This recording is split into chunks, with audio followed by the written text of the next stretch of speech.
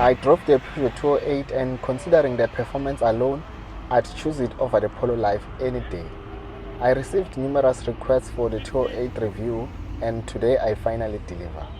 Unfortunately, I don't have the test drive on tape because I was with the sales consultant from the dealership and you guys know how I operate. So this video will just be a walk around review and we'll also look at the financial aspect a bit.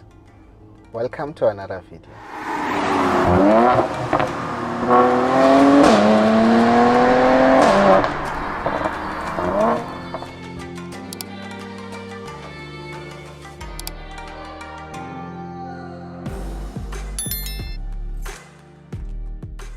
In front we have some nice headlamps with Lion Fang LED extensions and I think they look super nice. At the center we have the stylish Peugeot grille and the iconic Lion logo. The front design is simple yet aggressive. This car looks more sporty in blue or red, but you know the story of red cars if you're a regular follower of this channel. I was gonna comment about this yellow color, but some of you might be eating at the moment, so I won't say much about it. Just fill in the missing words. On the side we have some nice alloy wheels and the 208 is available in 3 trims: Active, Allure and GT. This is the 208 Allure and it has a plain and simple side profile, while the GT model has some wheel arch extensions which makes it look more aggressive. Overall, I'm happy with the side profile, but sunroof dololo. A panoramic glass roof is only an option on the 208 GT model and it starts from 450,000 rands. At the back we have a nice roof spoiler which is similar to the one you get with the Polo GTI and the Polo R line.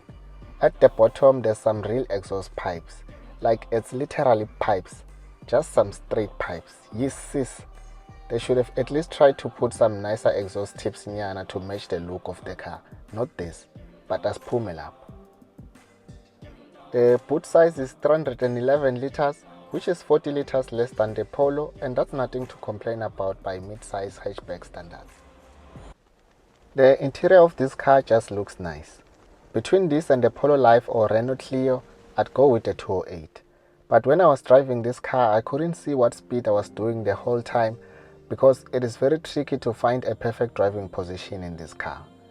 Another annoying thing is that with the automatic variant, the gear lever is a nightmare and a half because it doesn't move straight up and down from P, R and D. You have to move it in some sort of zigzag path, and that's annoying because the gear lever is covered with leather material, so you don't see the channel where the lever has to move, just like with other cars that use a zigzag path. At the back, legroom is not bad and overall the interior of the 208 is not too different from its rivals. Now let's get to the crazy part: performance and pricing. All the Peugeot 208 models come with a 1.2 liter 3-cylinder engine. The entry-level 208 1.2 Active starts from, listen properly, 307,000 rands, and it has a 1.2 liter natural aspirated engine with a power output of only 55 kilowatts. That's just a Polo Vivo trendline. 300k for a 55 kilowatts car? Never. A Polo Vivo 1.6 Highline is cheaper and has more power than the 208 Active, so buying the entry-level 208 Active is just a waste of money. But on the upside, you won't struggle with turbo issues because it is natural aspirated. So is the Polo Vivo.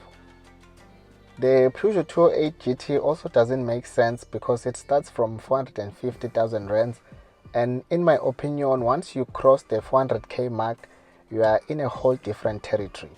And the performance of the car must justify the price, and that's not the case with the 208 GT. This is just another Polo R-Line case. The Polo Life DSG has a power output of only 85 kilowatts and 200 Newton meters of torque, and it starts from 374,000 rands, while the 208 Allure Automatic starts from 403,000 rands and has a power output of 96 kilowatts and 230 Newton meters of torque. Here I guess the power justifies the price when comparing it to the Polo, but still 400k is big money for a mid-size hatchback. Performance-wise, the 96 kilowatts 208 variant is more fun to drive than the Polo Life, and it doesn't vibrate or make some annoying engine noise like the Polo. I'm not too sure about the handling though. The car kind of feels underweight. Ngathi iyaphepukanyana so. Every time you put your foot down, it feels like it wants to kill you, but I guess that's the fun of it. The car in your screen right now is the 208 Allure automatic, and its average fuel consumption is claimed to be 6.3 liters per 100 kilometers. Now let's look at the issue of debit orders. If you finance a 403,000 rands car for 5 years with no deposit and no balloon payment at a current prime lending rate of 7.75%, your monthly installment will be 8,123. Imagine paying 8k for a car you don't even like, because to be honest, no one really likes a Peugeot. The only reason you would buy this car is because you want to be different, because everyone else is driving a Polo. Nothing much. Add 1,500 for comprehensive insurance and plus minus 2,000 for fuel, and we are already sitting at 11,600 plus for a car you don't even like. The end.